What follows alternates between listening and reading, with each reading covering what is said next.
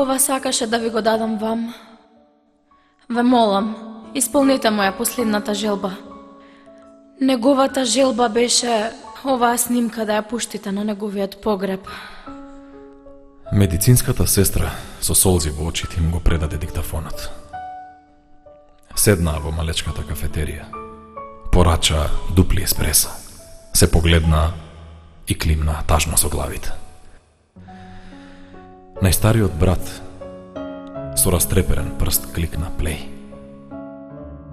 Сите тројца направија мал круг околу старовремскиот диктафон, кој татко им го користеше за да ги снима своите композиции, пред да ги стави на хартија. Низ годините, тоа диктафонче ги имаше забележано можеби најголемите хитови што беа создадени.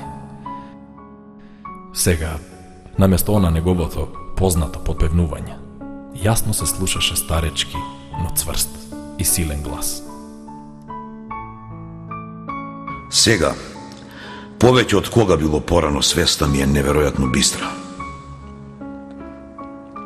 Не знам дали е од инфузиите што ми ги даваат или едноставно умот сака да ми ги направи поубави последните мигови. Не ми е ни гајле што се последни. Немам за што да жалам. Се што ми требаше во животот најдов во тебе, бејби. Најголемиот дел во твоите очи. Останатото во таа твоја огромна душа. Се сеќавам кога прв пат те сретнав. На радио одеше Knocking on the Heaven's Door. Не беше тоа никаква символика или случајност. Тоа беше план. Ама не твој и мој план. Не, бејби. Ние бевме премногу млади за да испланираме такво нешто.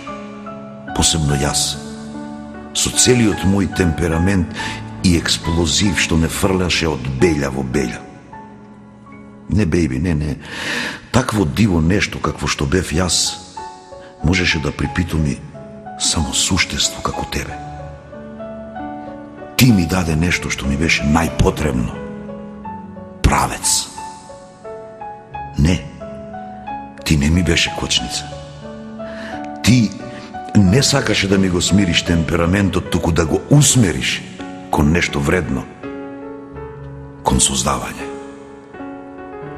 И излезе целата таа музика од мене. Некој ќе рече дека јас сум бил композиторот на тие песни. Ама не знаат они. Бејби, а? Какви ли не чуда извади негде од мене.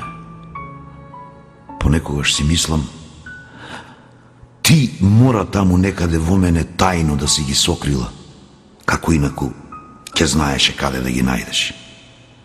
Ти, и само ти си причината што тие песни настанаа. И како тогаш јас сум бил авторот. Остај ги, нека си веруваат што сакаат. Само јас знам дека од нас двајца излегоа најубавите нешта. Нашите 3 сина. Уште сум ти љубоморен што личат на тебе, ама тајно, во себе се радувам помалку.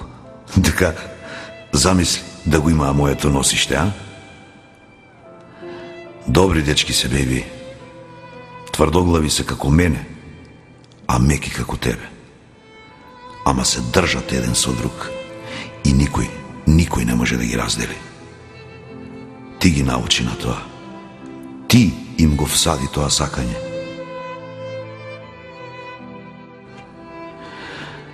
Не успеа да им ги видиш свадбите.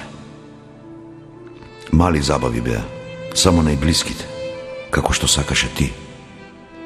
Замисли, ниеден гостин не се начука. Само брат ти, малку. Ама, он знаеш дека насмешка му е пијанството, па испадна супер. Се снајдовме некако без тебе, бејби.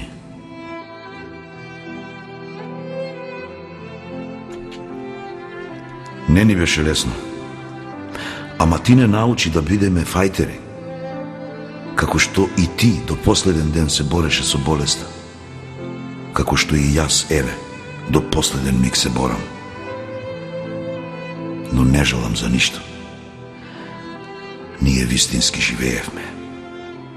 И не само тоа, туку ништо друго и не може да се нарече живот освен ова што јас и ти го имавме. Инспирацијо моја. Знаеш, дента кога згасна ти, ја напишав "Не вели збогум". Таа песна стана голем хит. Но многу малку луѓе знаат дека тоа беа твоите последни зборови. Не вели збогум, ми рече. Ќе се видиме пак. На многу поубаво место. И те послушав, беби. Никогаш не го кажав тој збор. Ниту со усните, ниту со срцето. Нема да го кажам ни сега. Дека ти можеби умре за другите, ама не и за мене, беби. Како што и мене утре или задутре ќе ме сметаат за мртов и нормално ќе сгрешат.